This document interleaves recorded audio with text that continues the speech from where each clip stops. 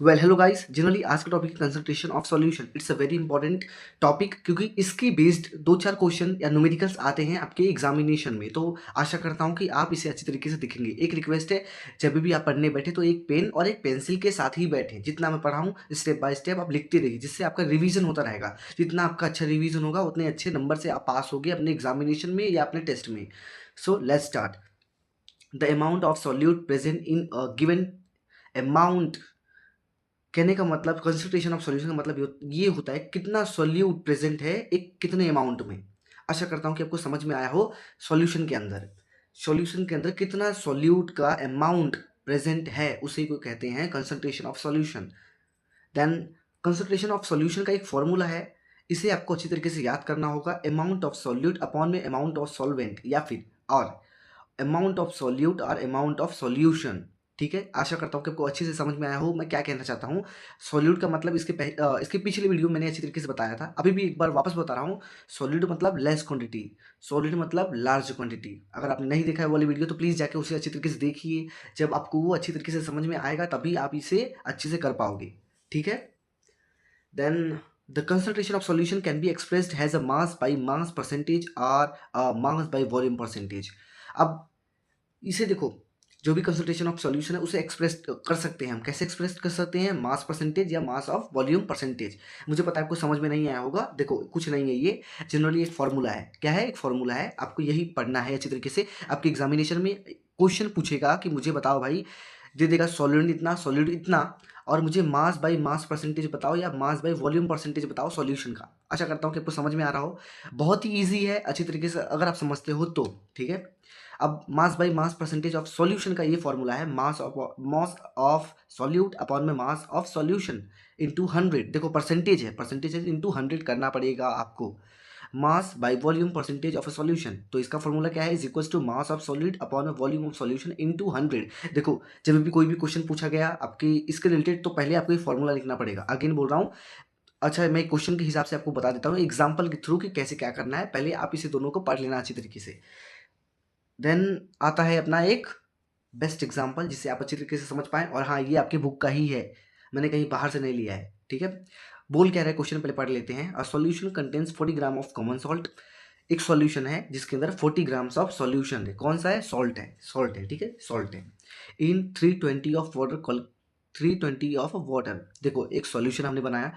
क्या बनाया? सॉल्यूशन बनाया जिसके अंदर 40 ग्राम अपना है सॉल्ट एंड 320 ग्राम है अपना पानी। ठीक है। सॉल्ट एंड वाटर बन रहा है। ठीक है, नमक वाला पानी बन रहा है। ठीक है। अब हमें बताना है calculate the concentration in terms of mass by mass percentage of a solution. तो देखो इस तरीके से गिवन डेटा को लिखना है आपके एग्जामिनेशन में। पहले गिवन डेटा कैसे लिखते हैं? ऐसे लिखना। पहले लिखना मास, कहाँ गया अपना, ये रहा। पहले लिखना मास ऑफ सॉल्ट। ठीक है, 40। मास ऑफ सॉल्वेंट, सॉल्वेंट या सॉल्यूशन जो भी कहो चलेगा, 320। ठीक है। इसके बाद आपको क्या करना है? इसके बाद आपको क्या करना है? Mass of solution, mass of solution दोनों को प्लस करना पड़ेगा। ठीक है। दोनों को प्लस करोगे तभी आपका एक सॉल्यूशन आएगा, क्योंकि सॉल्यूशन का मतलब यही होता है solution is equals to solvent plus solute. आशा करता हूँ कि आपने पिछले वीडियो में देखा होगा तो आपको अच्छी तरीके से समझ में आएगा। नहीं देखा होगा तो पहले जाके उसे देखिए, समझिए, तब इस वाले वीडियो में आइए। ठीक है। आशा करता हूँ कि आपको समझ में आ रहा हो अच्छी तरीके से मैं क्या कहना चाहता हूँ। देन 40 एंड 320, 360 ग्राम बन चुका है। ठीक है। अब हम लिख रहे हैं मास परसेंटेज ऑफ सॉल्यूशन। जैसा कि मैंने बताया था कि आपको फॉर्मूला अच्छी तरीके से लिखना होगा, एक बार हाईलाइट करना होगा, जैसे कि मैंने हाईलाइट किया है। ठीक है बच्चों, हाईलाइट कर लेना अच्छी तरीके से। देन 40 अपॉन में 360 इंटू 100। आशा करता हूँ कि आपको कैलकुलेटर तो नहीं मिलेगा, आपको कैलकुलेशन आना चाहिए। डिवाइड, मल्टीप्लिकेशन, ये सब तो कॉमन चीज़ें हैं। प्लीज़ इसे अच्छी तरीके से करना। बहुत बच्चे इसमें दिक्कत करते हैं। मल्टीप्लिकेशन देखो, पहले डिवाइड करते हैं फिर मल्टीप्लिकेशन करते हैं, फिर मल्टीप्लिकेशन करते हैं। ठीक है। तो इसका आंसर आएगा, और जब भी आंसर आए तो परसेंटेज में लिखना। परसेंटेज में नहीं लिखोगे तो एक नंबर कटेगा, एक नंबर। और सर अगर अच्छा नहीं हुआ आपका क्लास टीचर या फिर जो भी सब्जेक्ट टीचर है तो पूरा नंबर काट लेता है। ठीक है।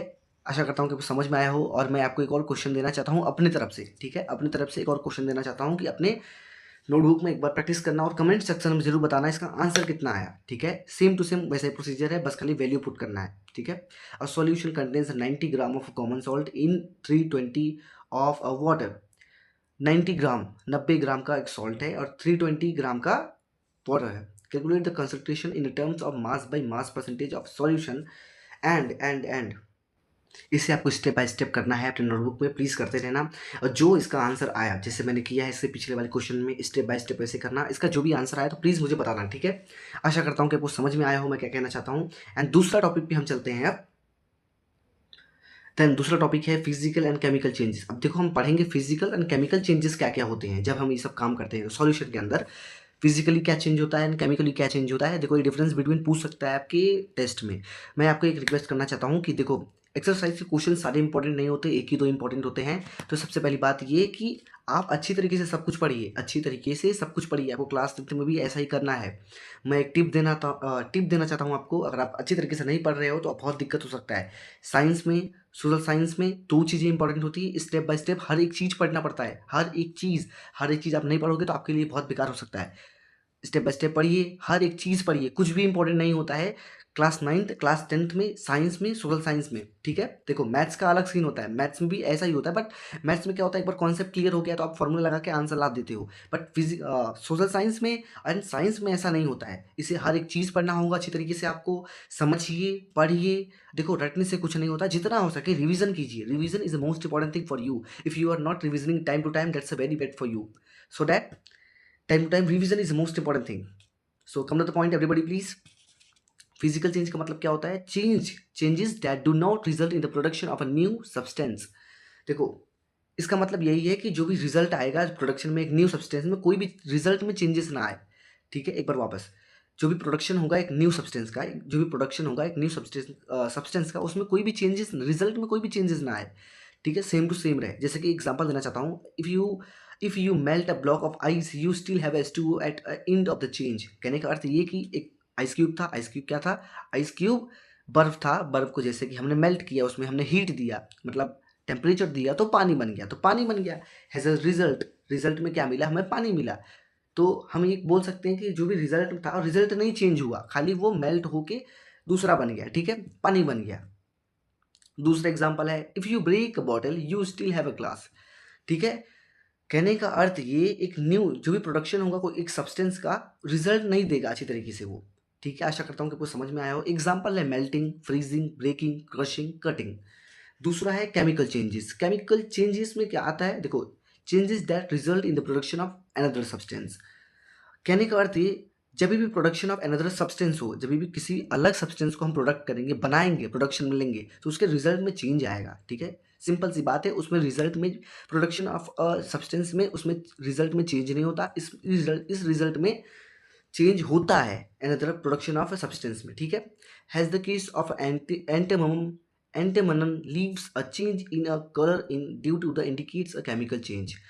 एक लीव्स होता है, जब भी आप उसके अंदर कलर चेंज करोगे तो वो क्या दिखाता है, कहने का ये दिखाता है वो कि एक केमिकल चेंज हुआ, हर एक चीज़ बदल गई। Half eaten apple that turns into brown. देखो जब भी आप एप्पल लेना, उसे आधा खा के छोड़ देना कुछ टाइम के लिए, तो वो ब्राउन हो जाएगा। तो कहने का अर्थ ये है कि जो भी सॉल्यूशन होते हैं उनके अंदर दो चेंजेस होते हैं, physical change and chemical changes. Physical changes में क्या होता है, रिजल्ट में जो भी production of a new substance हुआ उसके अंदर रिजल्ट नहीं देगा। जैसे कि हमने एग्जाम्पल देखा, क्या एग्जाम्पल देखा कि जो आइस क्यूब था, जैसे हमने तापमान दिया तो पिघल गया, पिघलने की वजह से पानी बन गया, ठीक है। रिजल्ट मतलब नहीं दिया उसने, भले एक न्यू सब्सटेंस मिला लेकिन रिजल्ट उसने अच्छी तरीके से नहीं दिया, ठीक है। जैसे कि एक और था, इसका एग्जांपल मैंने दिया था फिजिकल का, क्या था कि जब भी हम बॉटल को तोड़ेंगे तो हमें ग्लास मिल जाएगा, ठीक है। तो केमिकल चेंजेस में हमने क्या देखा, एप्पल जो काट के रखेंगे तो उसका जो चेंज होगा, वो जो मतलब जो वाइट होगा वो ब्राउन हो जाएगा ड्यू टू एयर, ठीक है। आशा करता हूँ कि कुछ समझ में आया हो अच्छी तरीके से। देखो ये बहुत ज़्यादा इंपॉर्टेंट नहीं है, समझने के लिए समझ लीजिए अच्छी तरीके से। ये ज़्यादा इंपॉर्टेंट नहीं है।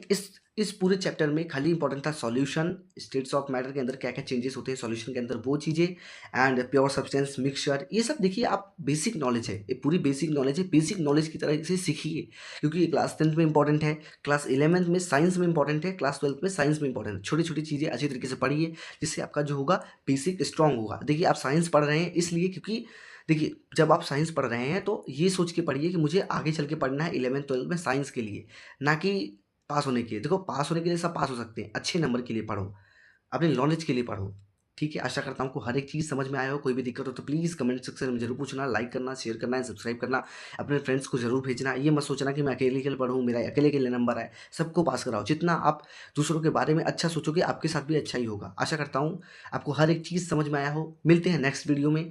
Please like and share and subscribe ज़रूर कर देना। Thank you so much everybody.